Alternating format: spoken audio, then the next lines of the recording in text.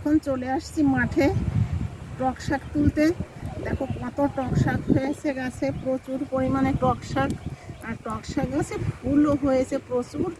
এ দেখো ফুলগুলো দেখতে কত সুন্দর, এর ভেতরের কালার কত ভালো দেখতে।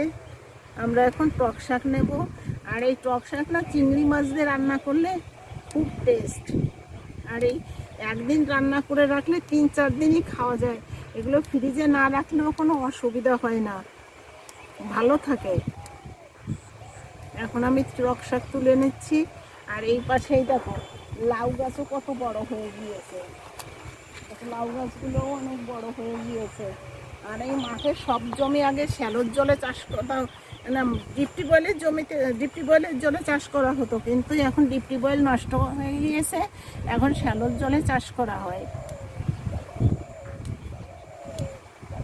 আর এই টক শাকের গাছে একটু কাটা কাটা থাকে তো ছিঁড়তে অসুবিধা হয়, একটু সাবধানে ছিঁড়তে হয় শাক।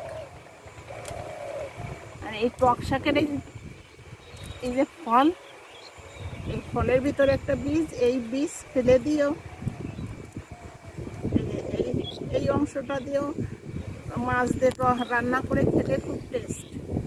আর যে এখন একটা নতুন শাক বেরিয়েছে টক শাক, মানে সেটা শঙ্করায়ণ, একটু লাল লাল টাইপের হয়, ওই শাকটা বেশি টেস্ট এই সবুজ শাকের থেকে।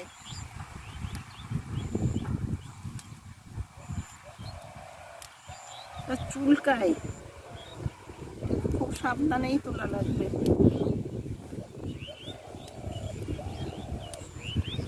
আমার তো মনে হচ্ছে গাছের ডাল কেটে নিয়ে চলে যাই বাড়ি নিয়ে বসে তুলি আরাম করে। অনেকটাই তোলা হয়ে গিয়েছে, চলো এবার আমরা বাড়ি চলে যাই।